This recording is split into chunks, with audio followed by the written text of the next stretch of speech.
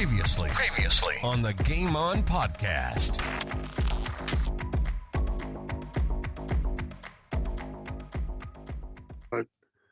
I'd moved from centre-half back one time in that year, if I remember. And all of a sudden in a grand final, you'd go to, you'd mess up your team. Surely sometimes you'd think that, Neville Roberts, an absolute star. Jim Michael wasn't a bad player either, mind you. Piano was a very good player.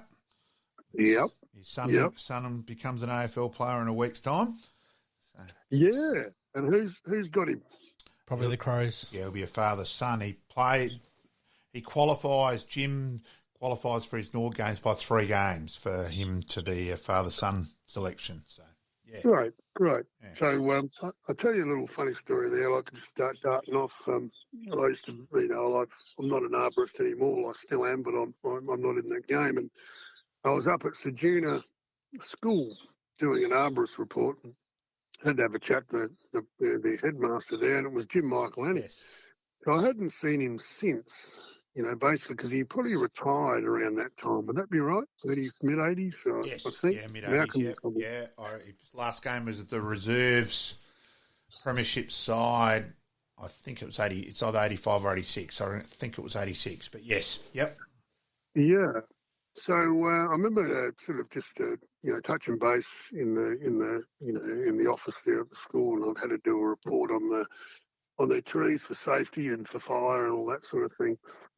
And so I ended up Jim come out, and I said, Jim, Martin Leslie. He said, oh, how you going, Martin? Really decent chap, as most of us are when we're off the field. And his assistant, his deputy, was coming along with us, and I said to her, and I can't remember her name now, I said, you know what? In a grand final, your headmaster squeezed me by the nuts. And he said, Jim, you didn't. And we had a bit of a to-do there because he actually gave me a good squeeze, and I gave him a little bit of a clip, and that was really funny, the interaction between her and him. You did not, Jim, surely. Don't worry, that's stored in the memory bank when I next speak to Jim, mate. Sportscast SA presents Game On. Game On. South Australians' destination for everything sports. Local, national, and international sports. AFL football, soccer, basketball, golf, baseball, tennis, cricket, and any other sports played in this wide world. And we're going to have a blast doing it. So sit back, relax, and let's do this thing. Welcome to Game On.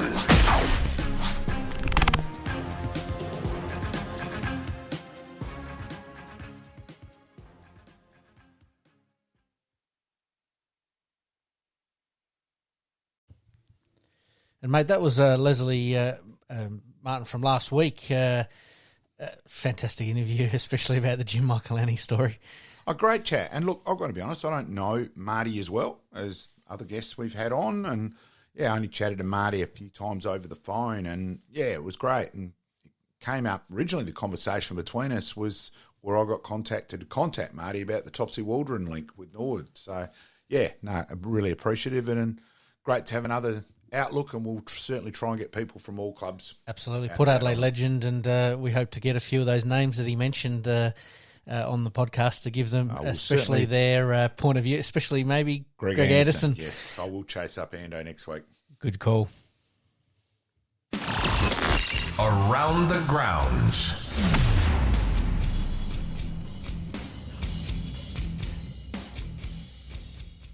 Now, mate, today on the Round of Grounds, we're going to have a little bit of a look at the soccer.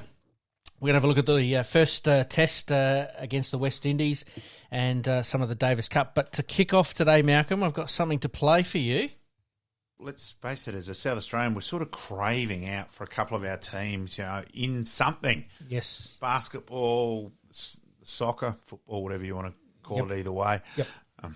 Sheffield Shield, as we know, South Australia in that regard. And yes. So there's a bit of frustration as a South Aussie, and come on, guys, we want something. Yes, and I think the supporters have been patient for long enough. I think now's the time that they want to see something. To quote John Kennedy, do something. And, mate, we kick off with the cricket, and guess what? They have done something. The WBBL team Strikers win. Absolutely awesome result. We finished up last week and watched the end of the game, and Amanda Wellington tore out the chocolates there. We are chasing up, Patterson. We're chasing up someone from the Strikers to come on. Fantastic result. We sort of just snuck through in the semi. We can debate when you take the super, the power play and that side of things. Yes. Come the final, I think we all thought we're 20-odd runs short and thinking, well, hey, if we're going to be in this, we've got to take every chance.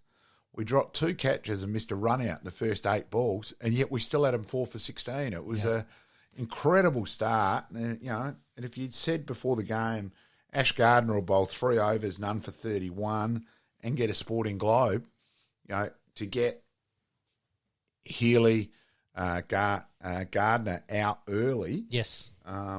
It was just incredible. And really from there, put the screws on a fair bit. Never really were threatened. Like the 10-run, only winning by 10, probably flattered Sydney in the end. Yeah.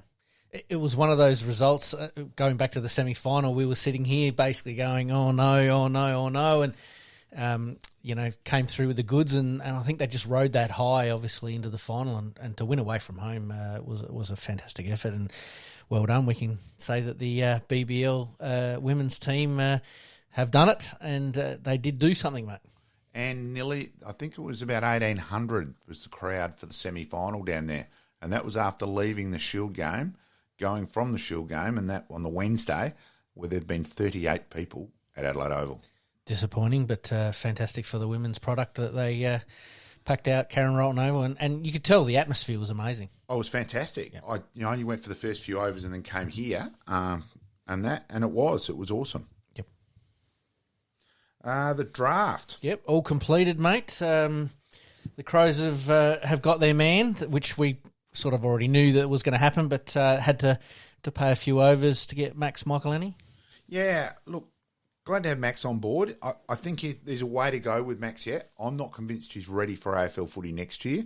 Max is good at stopping. He's got to get a bit more offensive and reading the play that fraction earlier when his team gets the footy. I think Duday, he models his game a little bit on Duday. He's obviously going to get to see him up close. So 12 months of being behind him can certainly help. You've got to give Max his due this year. It's a pretty hard year. He was playing for Ross Trevor, Norwood, training with the Crows, with the Institute, South Australian under-18s. No wonder there was 8 million different game plans going through his head.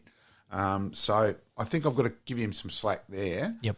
Look, the draft for me last night probably was the first time I've sort of been more interested than normal because in commentating games this year, I've actually seen a lot more. Yep. I'm a fan of Dowling. Yep. He's an accumulator, chases, works hard, goes both ways. Yes. Look, Tom Scully, how he's fallen to 59 for mine, and it comes back to a conversation, with a high-ranking South Australian official. I won't name him just in case he doesn't want that out. Where on the anti-density rule, either bring it in for all football, yes, or get rid of it. Like it's a nightmare trying for recruiters anyway. Yes, you're almost assessing someone on a different game. Yep. Like the recruiters were going, Scully, I'm not sure how he'll go with the extra bodies, the competing there. Yep. So he's fallen to 59. I think Port have got a 53. I think Port have got a deal. I'm a fan. I commentated a few South games, and we'll come to that. Look, personally, today was the highlight. Yep. Unabashed. Will Verrill got picked up as a rookie listed by Melbourne today from South Adelaide. Pretty special. I played with his father, Stewie. Look, Stewie's battling big time. Stewie's got the bloody beast. The MND. Yep. Yeah. I really hope we will just, gets his opportunity and really makes the most of it. Yeah, so absolutely. Sort of things. And I'm a fan of Marshall. Commentated a couple of games for South and actually called it. He was coming through the middle, a game out at the Ponderosa. Yes. And I actually called the line that Kyle Marshall a dark horse to go late in the draft. So I'm quite happy with that one. Good call, mate. Obviously, we're talking about Port Adelaide there with Tom McCullum, Tom Scully, and Kyle Marshall. The Crows did a little bit of late swaps to get their two guys, of obviously Dowling and Bond.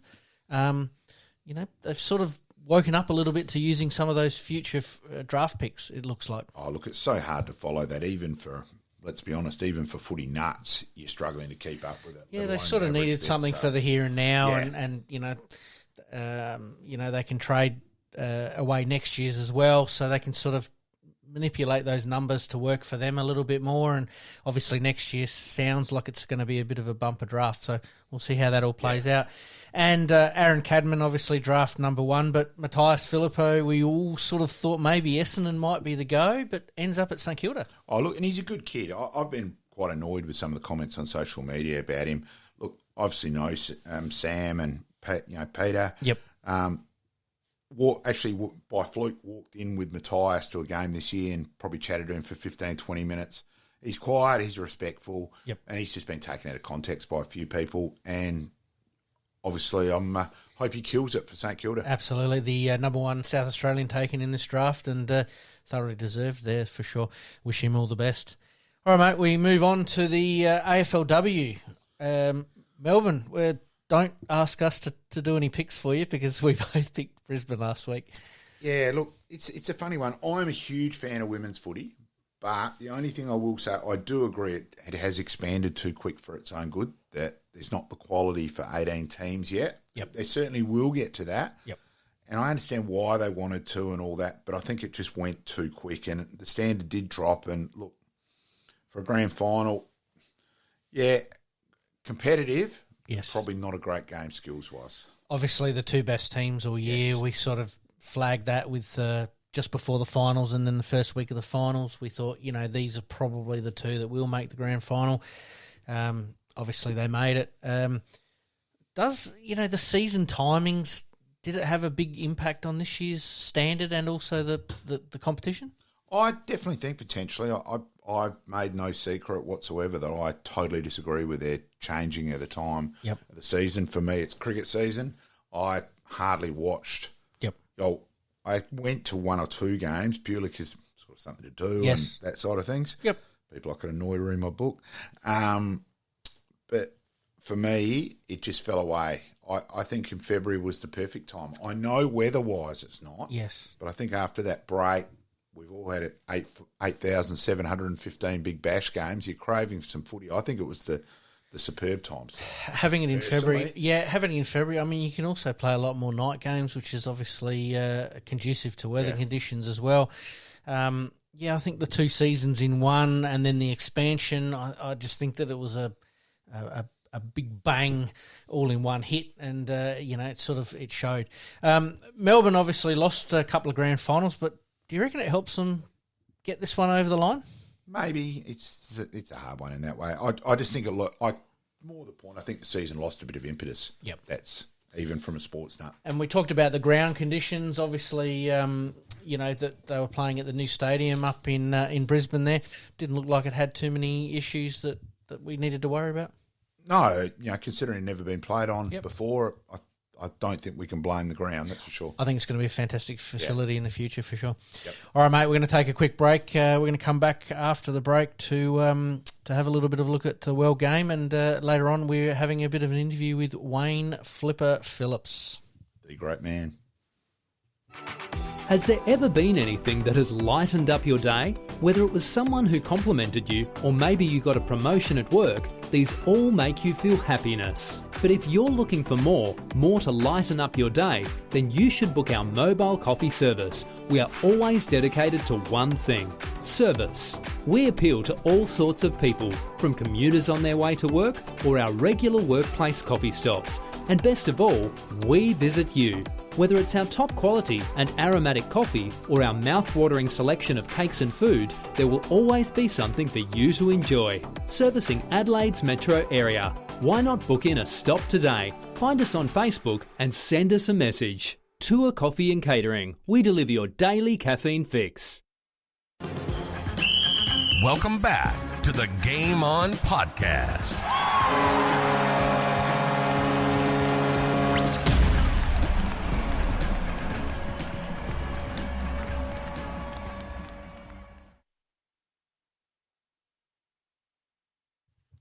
Welcome back, Malcolm. The World Game, very topical at the moment. Oh, we're poised tonight.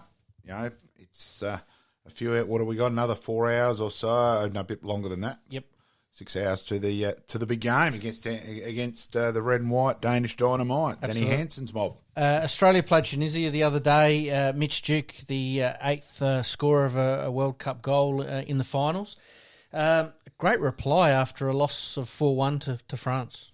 Oh, look, and I think of this Australian side, it's not like there's a Tim Cahill in it or a Craig Johnston or a Harry Kuehl, even a Mark Viduka. There's Bosnich. There's nothing really like that in this side. So it's a very workmanlike squad, isn't it? Yeah. All for one for all. People from the A-League, which has really never happened before. Yep. I couldn't understand the carry-on after the loss to France. And let's be honest, I'd expect probably a similar scoreline tonight. Hopefully not, but Denmark are ranked 10th, I think. So, look. I think we've got everything to gain, nothing to lose, which is fantastic.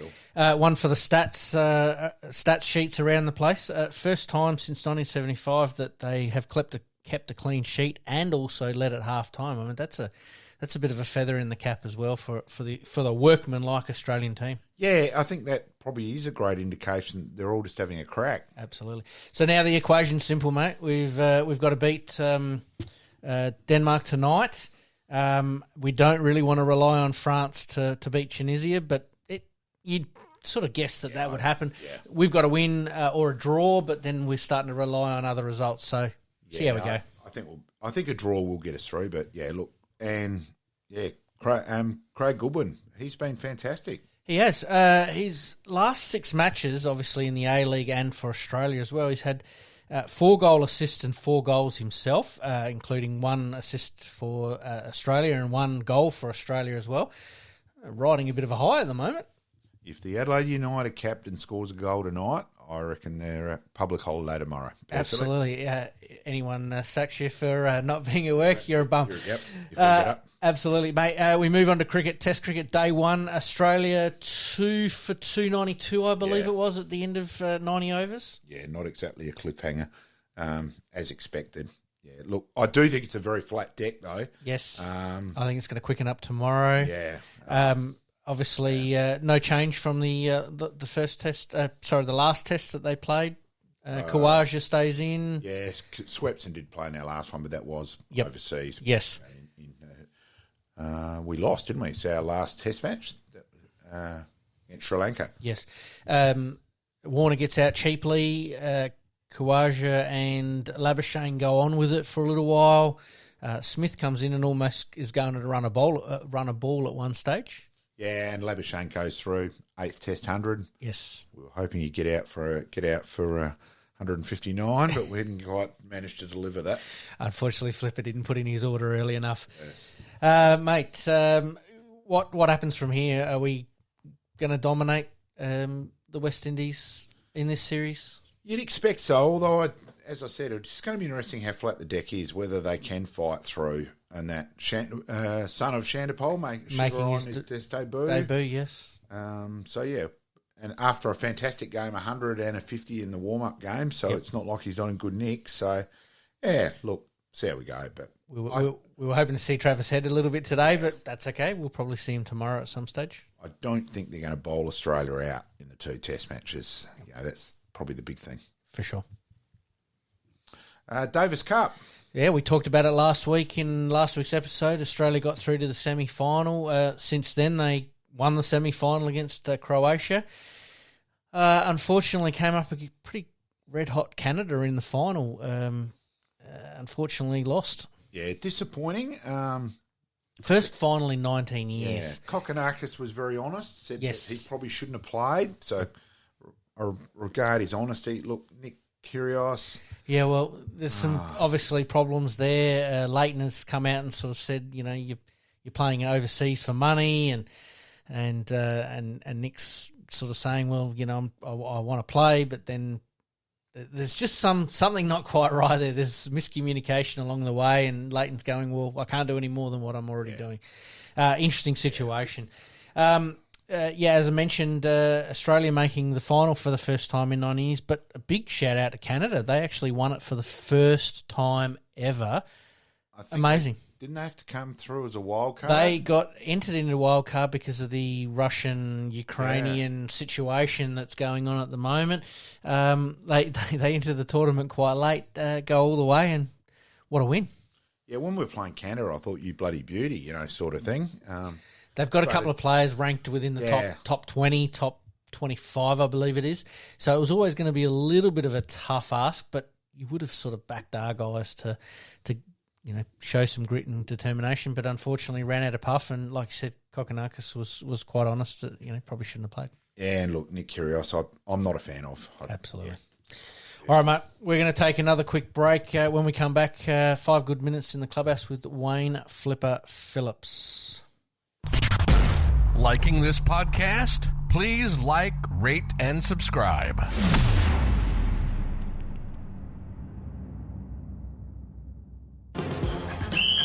5 good minutes in the clubhouse.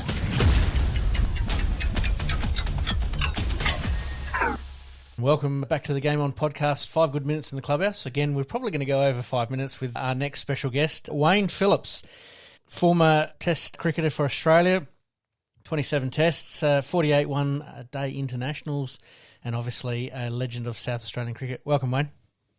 Yeah, g'day, gents. How are we? Yeah, all good. Thank you for that. Yeah, terrific days, and the game has been very, very good to me and continues to be. That's the important thing. So, yeah, I've been very, very lucky to be involved with it, and so it's beautiful to be able to reminisce and ensure that all of our listeners just realise how darn good I was.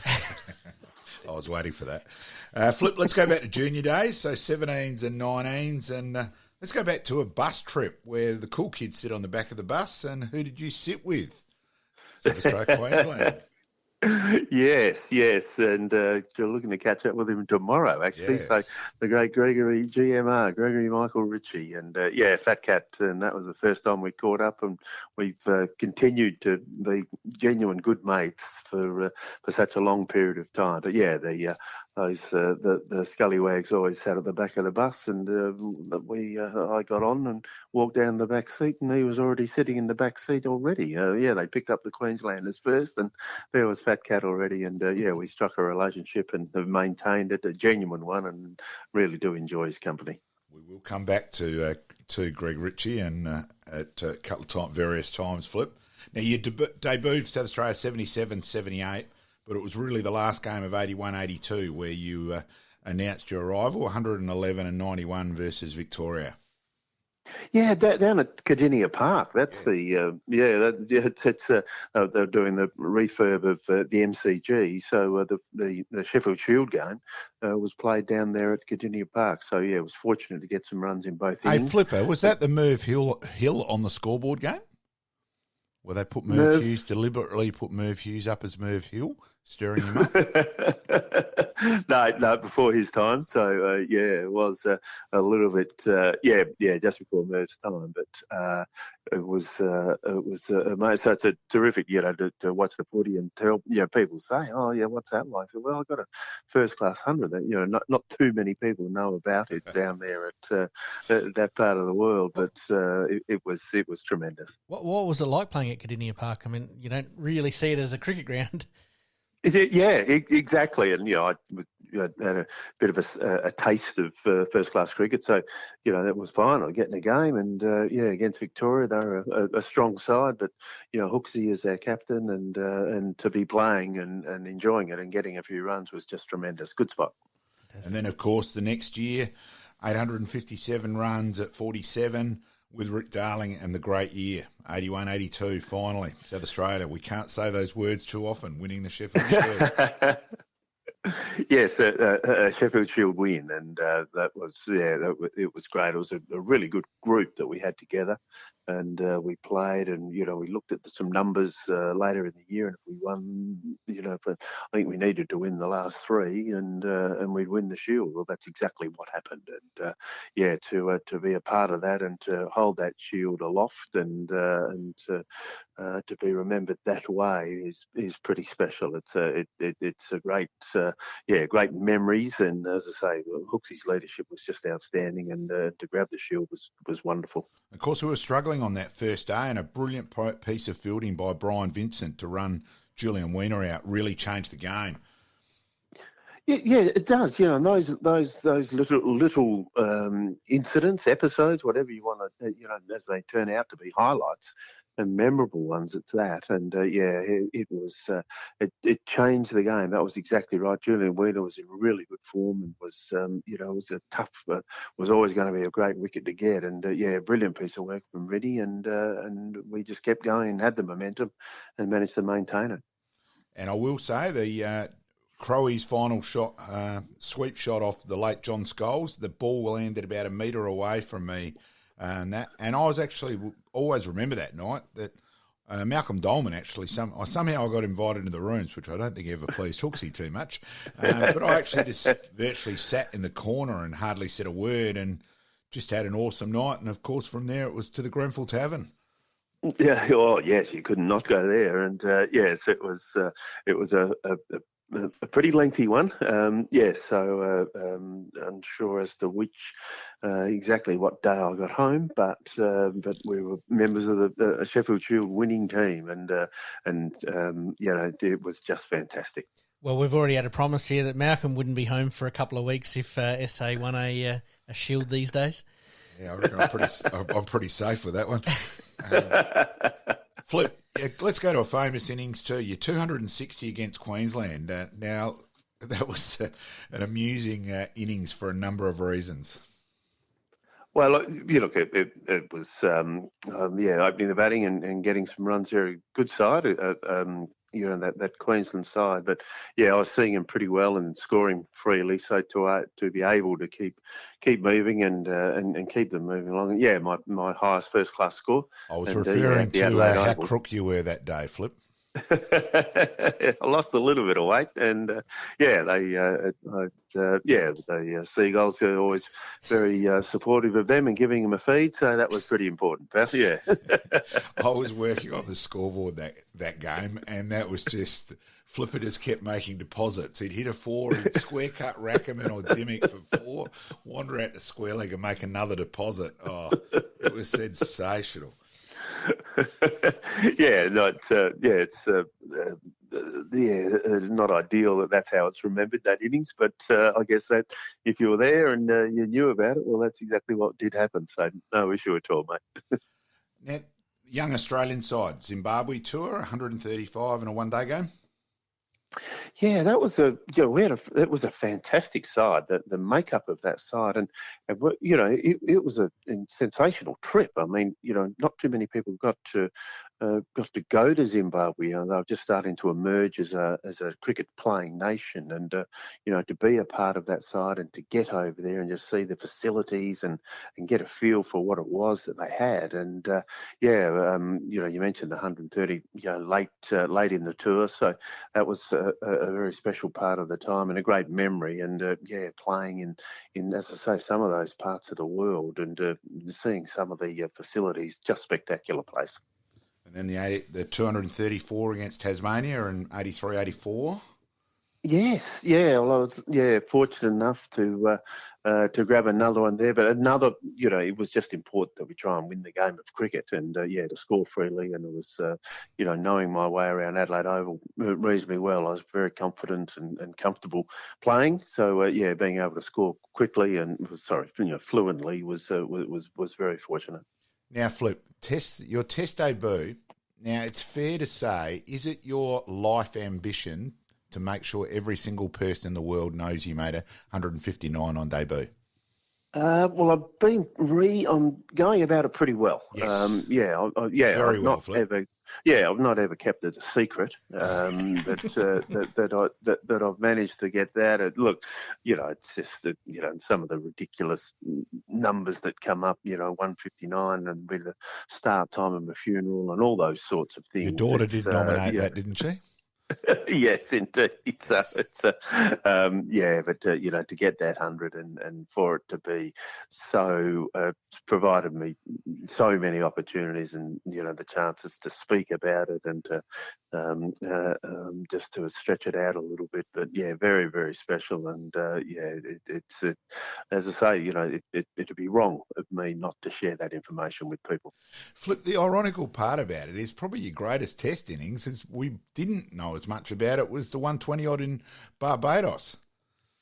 Yeah, when they did a bit of a test, they did a bit of history on it, ranked the greater innings at Test match level, and mine I think was in the top 25 of the Australia innings in Test match cricket, that 120, and all I say about that is, wow, gee whiz, those other 24, if the top 25 must have been good, because the 120 was just so, such an amazing situation, and to be part of that and against that team, that lineup, that West Indies group that we played against, and to get those runs was very, very special. It was renowned as one of the best of all time.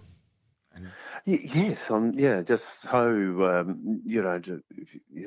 for 4 sixes and hitting Marshall, Garner, Holding all for 6 in an innings was pretty neat. Didn't they put up a warning for spectators outside the ground, Flip? Yeah, dangerous. Yeah, they had to close the street off in Barbados. It was just dangerous for people to be walking. Yeah, you'd have been worried if I hadn't shoved that one in, Flip. Now. Flip, wicket keeping. Now, you were a far better keeper than you gave yourself credit for, I think. You didn't. So you started off a little bit as a keeping. Then when you made your debut for Sturt, Russell Vincent was the keeper, so you played purely as a batsman. So you sort of floated back and forth with wicket keeping nearly your whole career. Do you almost wish you hadn't ever seen a pair of keeping gloves? But I just wish you'd worked harder at it as well. No, it was. I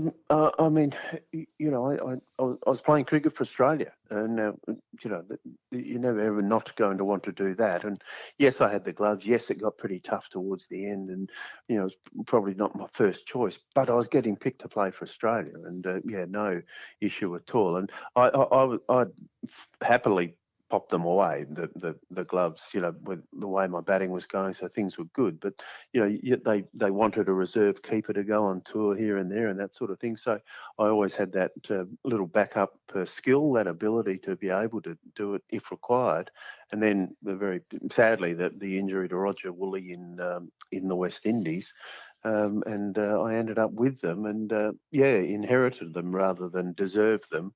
Then I thought, well, whilst I've got them, I'll try and make them my own, and that's what happened. Do you think you could have worked harder to keep into spinners?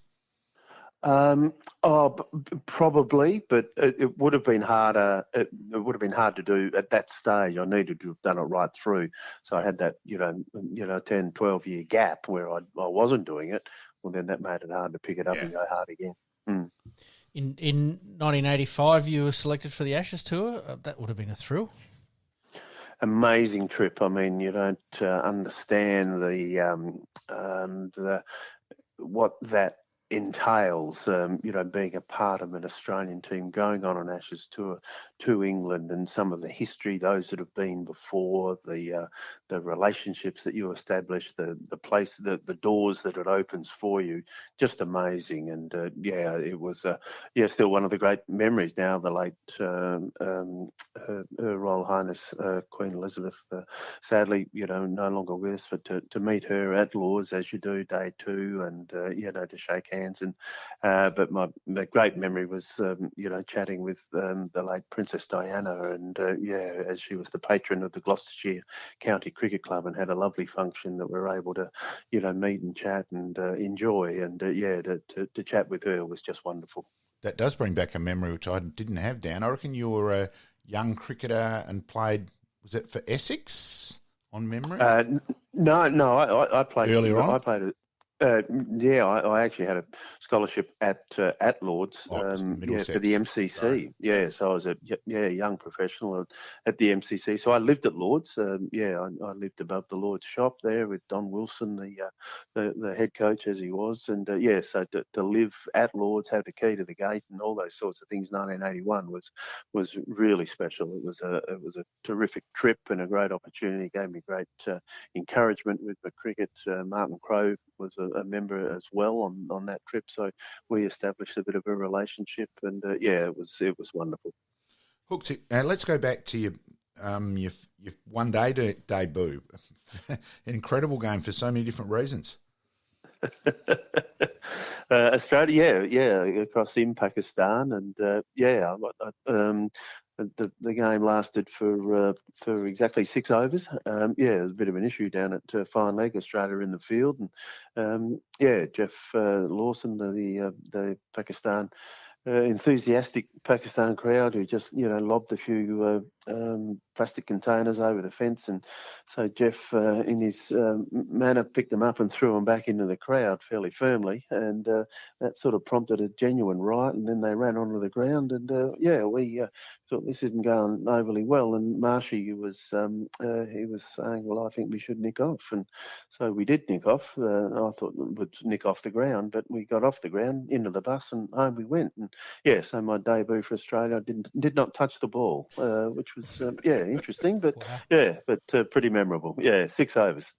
And then wasn't another situation in India where virtually the Mahatma Coat with Greg got born from? Oh yeah, very much so. Yeah, that was he was the only person. In the end, he could not speak the way we are speaking now. He was gone into that ridiculous Mahatma Coat routine. Routine. Yep. Yeah, that's how he spoke the whole time. And if we wanted something ordered to order lunch, well, you'd go to Fat Cat and he'd speak in their language and with their mannerisms, and that's how we got. And we literally got back from the trip, and he could not speak normal English at the time. So that was the birth of Mahatma Coat. Didn't he help stop a riot with that? Oh, very much so. Yeah. He could. Yeah, he'd go and speak, and in that language, and with those mannerisms and calm things, and it became an absolute. That was one of his another of his amazing skills. Yes. Okay, let's go a couple of serious ways here, Flip. Depression, that side of it, which also probably encompasses Hooksy as well. Oh yes, I mean I was challenged there with a couple of different issues, and I got to a point where I just wasn't feeling overly comfortable at all with doing what I would normally do, and I was a lot happier being at home in the dark, not playing golf, not catching up with mates, those sorts of things. And it really got a bit of an issue. And I was very fortunate. I was asked a question by a mentor, a chap, and it was, are you okay? And I was, strong enough to answer it openly and honestly. And went and had some research, and then, I wasn't brave enough. I was sensible enough to go and have some medical assessment, and I still take medication for it now, and things have got a bit big on me, and now I'm so fortunate that that support network is around the place in a much stronger and more available way. It's important that it is, and it's genuine. But it was a battle there for quite a while. Yes. And you take yourself off to sit with the big photo of Hooksy and that, don't you? Oh yeah, very much so. Yes, it was very much. He was a very, very special person. To be standing next to him on the night that he ultimately lost his life was a horrible experience. It was still sends a few tingles, but I always make a point of going down and seeing him at Adelaide Oval and having a chat with him and letting him know about how the kids and the grandkids and things are going, and things I think he'd be interested in. And I talked to him, and as I say, he was a tremendous influence. Yeah, certainly a senseless night. It's just impossible to put it any other way. Yep, absolutely. Speaking of Hooksy, mate, you had a record partnership with him in 87, 462 runs. That's a great achievement. Yes. Yeah, it was and you know the partner, you know, we were trying to win a game of cricket. That was the important thing against Tasmania.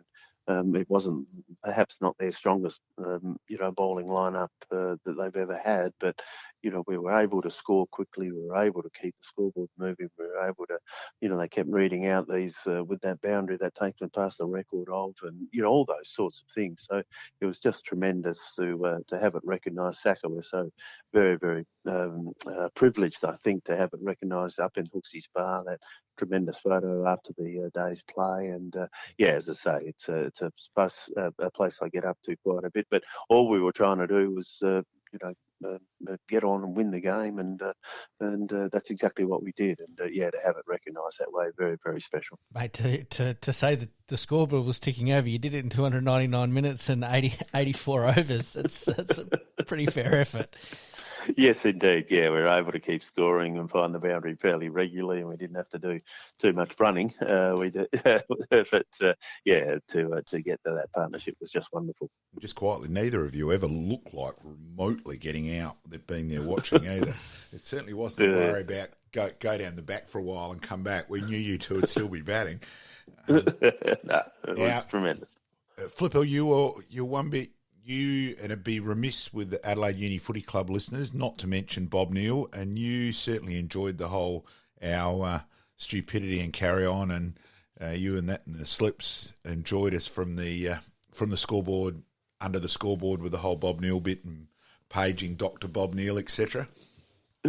Yes, indeed. Yeah, he was a regular, and he was well acknowledged, and yeah, gave us a smile out of the middle. So yeah, that was he was well regarded, and yeah, he got plenty of mentions. There was no problem with that, and it just sort of kept the smile on your face, and just find out what you scallywags are up to was wonderful. So no, all good, no issue at all there, mate. He was a beauty. There was one night, I actually ran into Justin Langer and Bob Neal, and he's actually turned around from in front of us and said, "Who in the hell is this Bob Neal bloke?"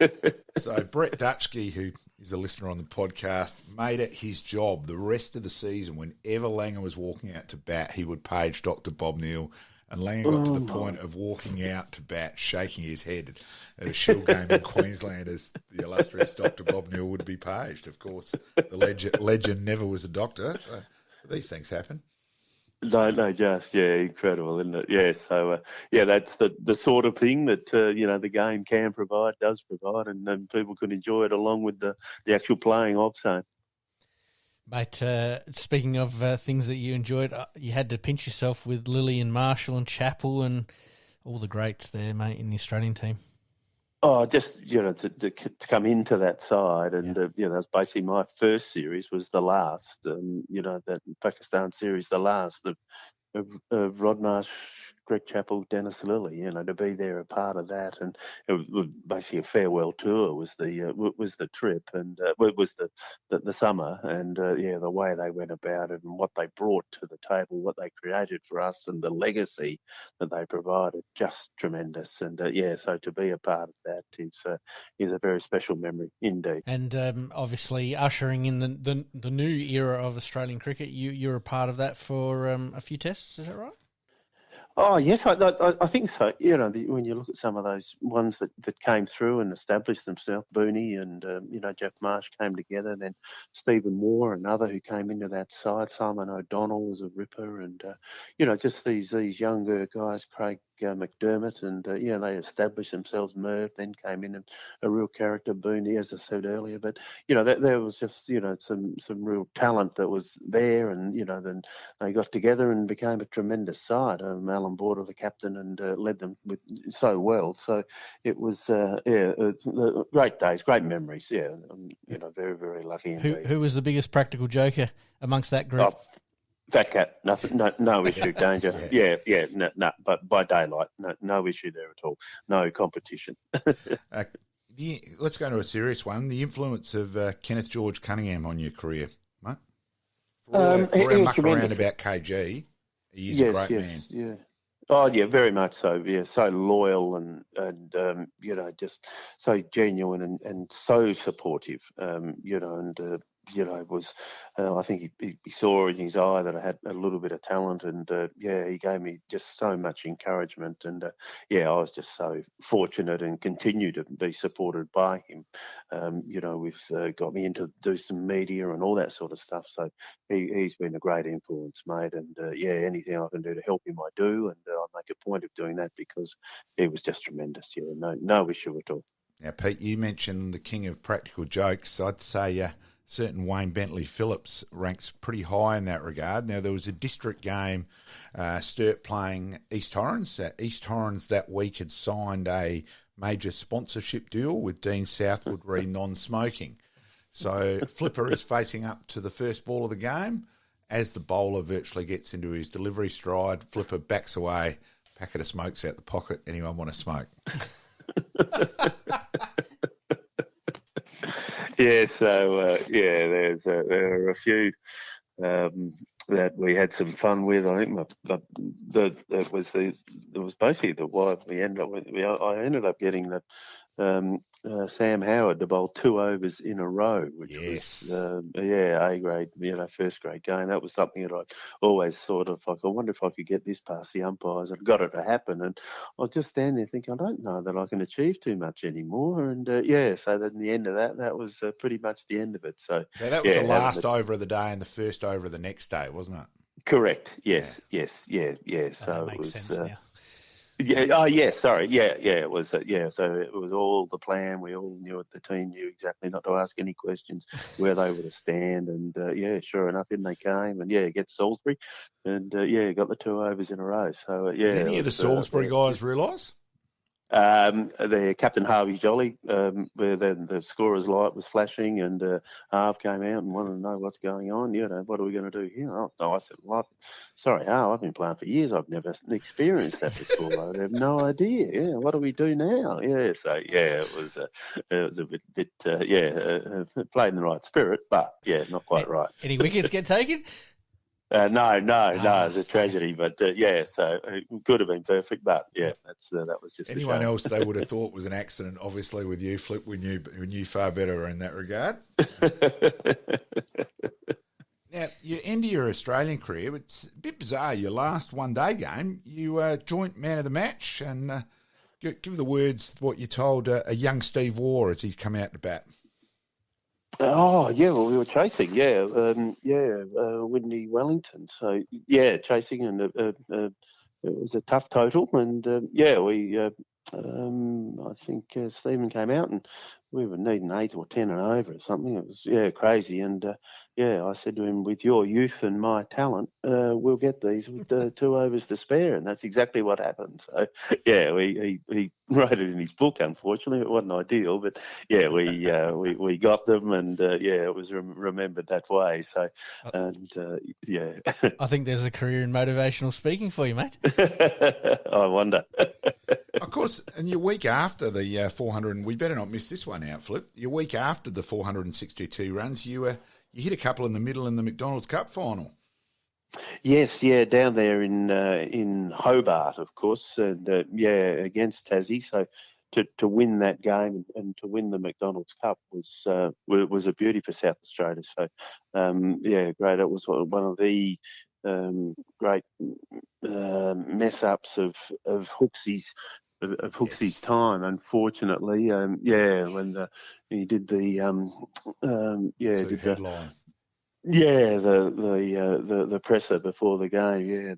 I think the question he was asked by one, what's it going to be like? I think with 14,000 people, how good's that going to be? Hooksy, 14,000 people, 28,000 heads. That's going to be great. And it didn't go down overly well. And they remembered it the next day. Don't worry.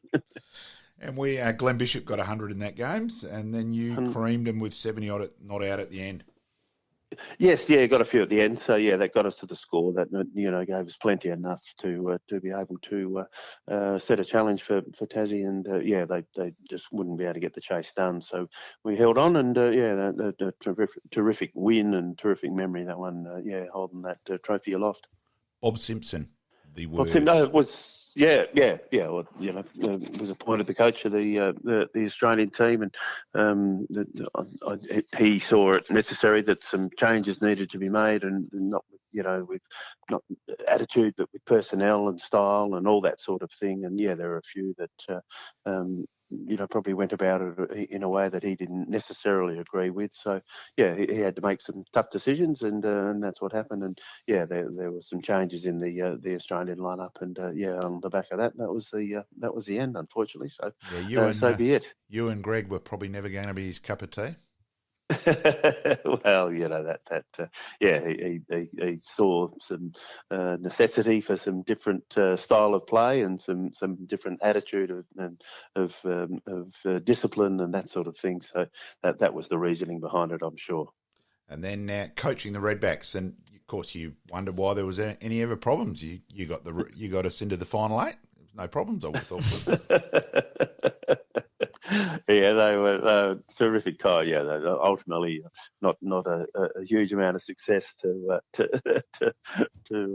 relate to, but as I say, just terrific. And they were great relationships we've established, and some great memories, and some great times. And it was another lovely little chapter in my time with the game. All right, I'll give you a serious one. Your carte blanche. You can do anything to South Australian cricket at the moment. What would you do to make our Shield team competitive? Oh, gee. What I'd do is I'd drop Travis Head and Alex Carey from the Australian side. Yeah, come on. I want a serious answer, Flip. Come on. Look, I'd love to try and toughen up grade cricket a little more if I could, and whatever. Now I know that there's some talk of that going to happen and will happen, but let's see how that plays out. But I just don't know that Premier grade cricket is providing the firm competition that we need it to do to get our players right and ready for Shield cricket. I'm not sure about this. The proposed, Div 1, Div 2 almost, and how that's going to work. Our state players going to have to play in Div 1, etc. Look, there's one thing. It was Hooksy's idea to go for district cricket 11 to 6 o'clock. Let's play Shield hours. And I think we all thought, you can see that. But it wasn't really thought of the flow-on effect of, right, the older guy, 30, 31, 32, stop playing grade cricket. And it has become a younger one, and it has lost that competitive edge. You think back to when you started, Flip. KG, Bob Blewett, Clacker Clark, Trevor Pearson, Barry Corsby. There was tough nuts. It was I scored for Kenzie back in those days, and it was a bloody tough competition.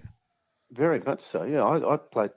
My first Shield game, we started a tiny bit late because we waited for the Australian players to come back from Australian duty to be part of that side. Their plane was delayed, but Gary Cozier and Ashley Mallett both played in that game. Australian Test match players playing grade cricket.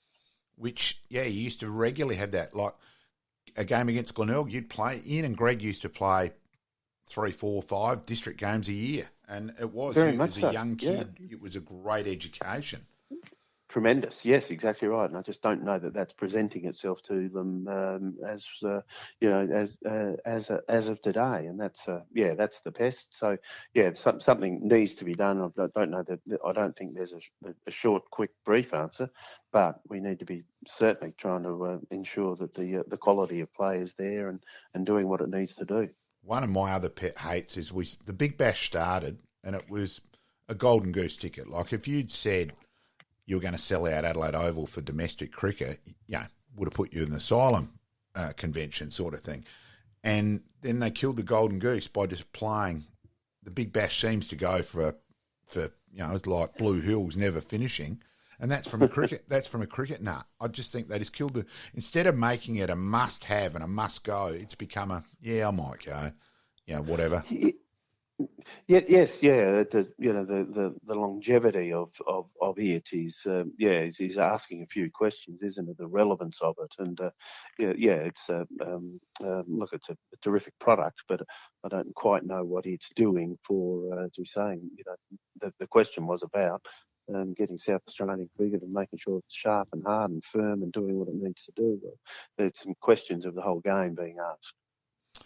Okay, best players played with, against, that sort of things. Best bowlers faced, hardest bats, all that sort of side of things. Yeah, well, that West Indies side to play against them was wonderful, and so you look at some of those names, and those that have been knighted due to their contribution to the game of cricket.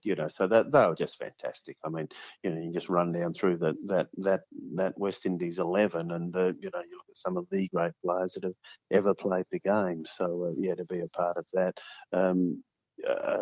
Rod Marsh, obviously, Greg Chappell, another, Dennis Lilly, another brilliant, Alan Border to play with those. I mean, they're just, special against Imran Khan, Wasim Akram, there's no, and then go back to England, Ian Botham, David Gower, all of those sorts of guys. It was just, Bob Willis, all that. Yeah, you're just so darn lucky, mate. And great names and great contributors to the game. Mate, you talk about playing with all those great players and obviously your achievements. We'd be doing you a disservice if we didn't mention the 159 again. It was a bit dark. We got the cricket on in the background here, and Labuschagne played and missed on 153. Do you think I was hoping he'd nick that to let you know that you still had him covered, Flip? Mate, did I read somewhere or hear somewhere that there's a petition circulating trying to get the Adelaide Oval changed to Phillips Field? That's been a massive push, I understand, from one person. I don't think it's quite caught on as I'd hoped, but so we can have a bit of fun with that. And it's got a nice, it's got a nice tone to it. It's got a nice feel to it. I think we'll see what happens. Now, Flip, there was one thing I'm very glad Pete brought that up because it reminded me. Now, we've just had the national draft occurred, and a certain Wayne Bentley Phillips is probably one of, if not the main reasons why the draft system got changed. Go for that and explain everything what happened, Flip. Oh, sorry. No, I just I was a little bit bored and didn't have a lot to do. So just nominated myself for the AFL Draft. Yeah, got through the first. Yeah, didn't get picked up, but got some lovely letters from the AFL and didn't you put the wide wingman and could boundary umpire at the same time? Morfordville Park, C grade or something. I was going to say, how many SANFL games are we up to? None. No. How many A-grade games are we up to? So, just very, very cool. Yeah, it was just a quiet time at the days at SGIC and needed a letter. So, got it done. Yeah, okay. What made you think of that? Sorry. I had nothing to do. So I saw that and thought it might be worth having a bit of a run out. I've got to wrap it up, boys. Yes, as I said. Don't worry about the practical jokes from Greg Ritchie, where Flipper was well and truly in contention. Hey, Flip, greatly appreciated, mate. No troubles at all, guys. No, it's always good to chat, and I hope that those that do have a listen get a bit of a smile out of it. It's been very good to me.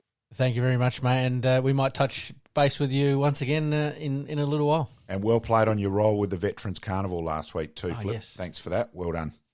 Great no result worries for South Australia as well. South Australia, we had the girl, we had the Strikers on and that. South Australia, winning Div 1 and Div 2. For a week, we were the dominant cricket state. Yeah, won't it be great if we can get it happening on a regular basis? Beautiful, boys. Sounds like fun. Thanks, mate. See you now. Bye. And, mate, we've just had Flipper on for a fantastic interview that I don't think I've stopped laughing the entire time. Oh, he is a very funny man. Look, lucky enough to have spent a fair bit of time with Flipper over the years, and glad that I remembered the draft story the bit at the end, because it's not often that you get Wayne a little bit tongue-tied, so I'm quite happy to notch that one up on the belt. Enjoys his golf, which we briefly talked about before we started the interview, but as a cricketer, you don't get much better than Flipper. Oh, look, Flipper's one of the great left-handers. Yes. Phillips, Hook, Sleeman. It's we've been blessed in that way. Flipper was sublime timer of the ball, and just very, very funny man. Played in the golden era of cricket. Mentioning some of those names, and obviously through England and the West Indies and obviously Australian cricket. It was just amazing. And we got some serious side as well. Absolutely. Liking this podcast? Please like, rate, and subscribe.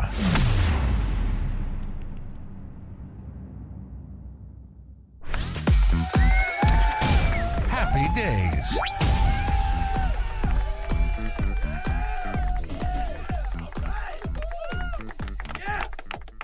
And mate, to kick off today's happy days, Monica Seles, happy birthday at 48 years of age, Yugoslavian American tennis player, won 9 Grand Slam tournaments. And who knows how many she would have won. Yeah, that stabbing that happened really did change her career, and unfortunately, didn't quite get back to the heights that she had reached before that. Oh, look, not only the physical side, it would have been pretty hard mentally there as well. And absolutely, yeah, it was certainly a sporting tragedy. Obviously, sort of changed the way security was dealt with around a lot of sport in general, but certainly to have a fan come up behind you and stab you is just terrifying, really, at the end of the day. It's astonishing. Mate, we move on. This week in 1946, Australia's first test, talking about cricket at the moment, very topical. It was rain affected, but Australia all out for 645 in 3 days, on the third day. Could be a similar scoreline versus West Indies. It could be. Versus India, Bradman himself, 187, Hassett, 158. Australia eventually go on to win by an innings and 332 runs. Absolute cliffhanger.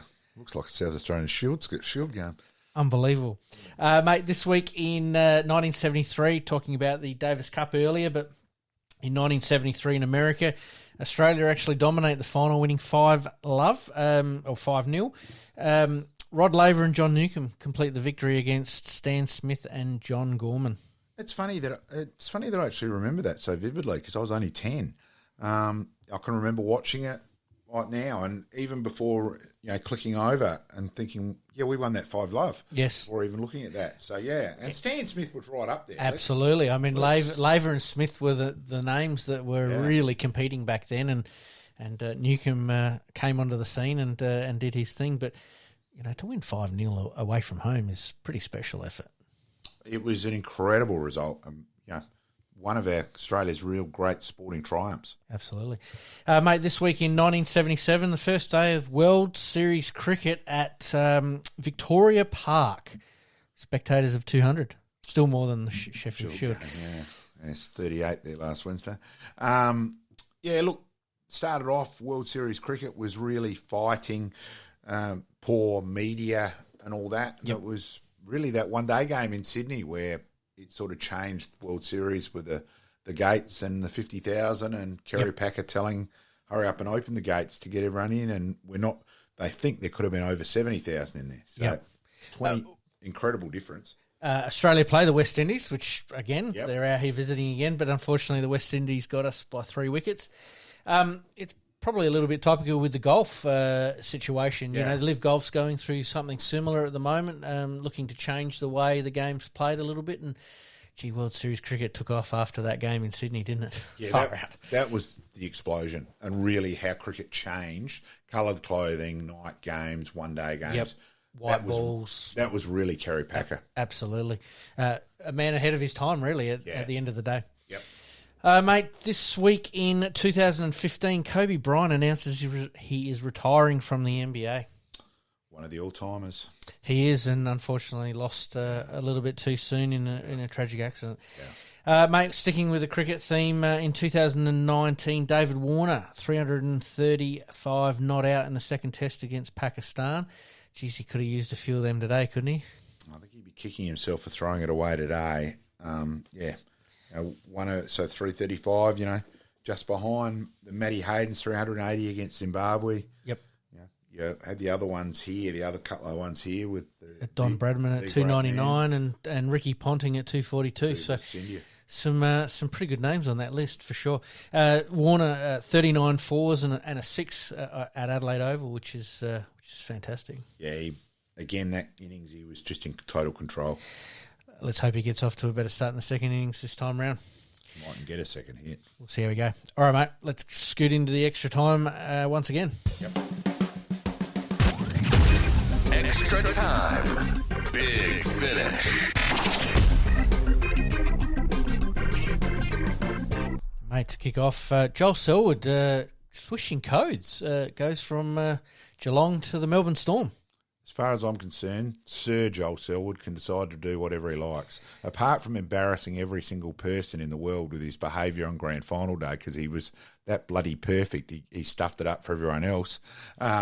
Look, huge respect for Joel. I detest the Duckwood garbage. That's probably nearly right up there with my number one pet hate and sport, and I don't bear it for bloody Geelong. Now, one of the all-timers, he can do what he likes. I think it's interesting that, he's obviously looking to go down a coaching path at some stage or motivational path at some stage. It's amazing to see these coaches are now starting to switch codes, which I think can only be a benefit, really. Yeah, and why not? It's still a game of sport, and it's still, of course there's differences, major differences tactically and all that, but there are still similarities. Fantastic to see him at the Melbourne Storm, mate. Justin Langer, mate. Yeah, Justin Langer made some comments a little while ago that seemed to be continually reverbing around the place, and I suppose the biggest one to come out of that is mutiny at the top. I don't think he's helping himself now. For mine, he's still got the public on his side. Just leave it at that. I think he's probably eating into it. I thought that this week was just totally unnecessary, personally. Yep. Obviously, Australian team had a pretty good record under him, and obviously him getting clipped, there's still a little bit of something there left in the tank that just keeps reverbing around. Yeah. I just want to move on. Basketball, mate. The Adelaide 36ers. Yeah, look, still around the mark. Played 10, won 5, lost 5, 6th, still in playoff contention, just exploring the import options. Just round to come. Look, there's a few things happening. Absolutely. They play the Cairns Taipans this Friday night at home, 7 p.m. at the Adelaide Entertainment Centre. Yeah, I think there's a couple of must-win games in there. The final system this year is slightly changed. Yep. Obviously, the top 6 counts. The top 2 automatically go through to a semi-final. 3-game playoff series, 5-game grand final series. I think tracking pretty well at the moment. Look, I think they seem to be going win-loss, win-loss, win-loss. Some consistency would certainly help with that. Look, if they can get over the Cairns Taipans this week, look, the sky's the limit with a new import coming in as well. Yeah, just a shame with what happened there, and absolutely. You mentioned there that the Indigenous round is coming up 8th to the 20th of December. We'll get to see some pretty colourful uniforms, which I think is really good. Another sport that's taking up the Indigenous theme. Yeah, and I think everyone takes to the uniforms probably as much as anything. Absolutely. Yeah, look, I think it's great. Fantastic. Go for it. Mate, we move on to supercars. We're here at Adelaide 500 this weekend.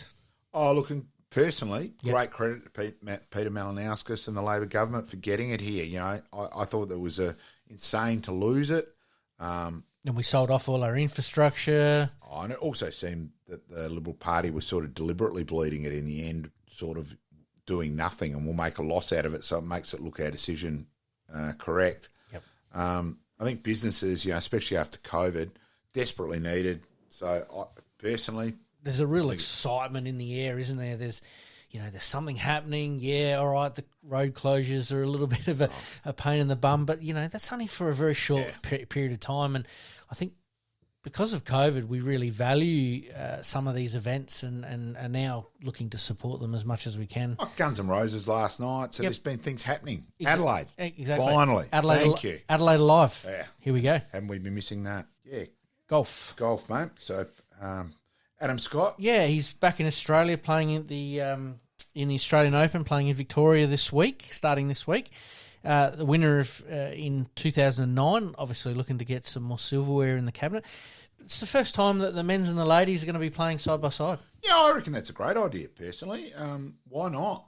It's bizarre that it hasn't happened before, really. It's a great initiative that they're starting to play that, and obviously, you want to see the best players playing, and it's a great promotion for both sides of the sport. Yeah, I think so. Oh, great. And, mate, to finish us off tonight, we're going to finish off with the World Game. Was Qatar the best choice for the World Cup? Personally, no. I just probably got to be careful how we go and all that. It had a smelly thing about it being awarded. I think that's probably been vindicated. Yep. Yeah. I mean, they've got a population of around about 300,000. It's not a huge number to be supporting a lot of these events. It's. I think it's good to share the game around, but I think you've got to do that due diligence with, how many people are you going to get there and what do the optics look like, obviously coming through the screen. And you hear people say, it's just slightly weirder than usual. Yeah, and the country's actions, I think, comes into play. And there's been obviously a lot of people that have made mention of that through different sports.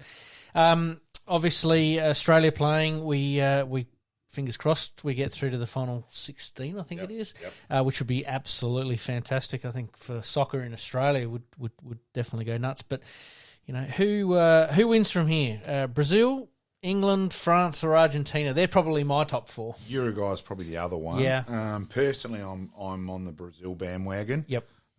England have been impressive so far.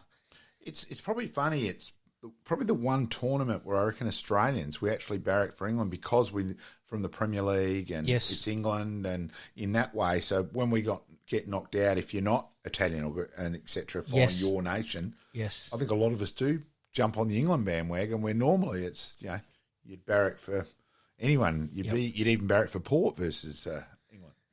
Brazil have been impressive so far. Argentina, a couple of little slip-ups along the way, but they look like they'll probably get through. England have been relatively impressive, and France as the defending champions for me. But I reckon you're right, mate, and we said not to take tips on what we say, but I pretty much on the Brazil bandwagon at the moment. And the last game that I want to talk about is probably the USA-Iranian game. In complex set of circumstances. Some social media posts went out of the Iranian flag without a certain emblem in it. Caused a lot of tension that didn't really need to be there. Again, the world's a complicated place and probably too complicated for its own good. Absolutely. All right, mate, we're going to get out of here on that one there. Fantastic interview today with Flipper. Once again, we've covered some sports and well done to the Strikers. We hope to get somebody on from the Strikers over the next week or two. And also the senior cricket that was on a couple of weeks ago. Yep. We want to follow up on that one as well because at the moment, cricket's the big winner here in SA. And Richard Gabb, I have had brief dialogue with him. He's actually away this week playing in another interstate tournament, and the dinner was tonight and that. So that was a bit hard to organise, but it will happen. We'll get there. Mate, as per usual, we promise to do better. In this crazy world we live in, we all need the distraction. Enjoying the show? Like, rate, and subscribe. Hook up and connect with us on social media at Sportscast SA. We'll see you next time on Game On.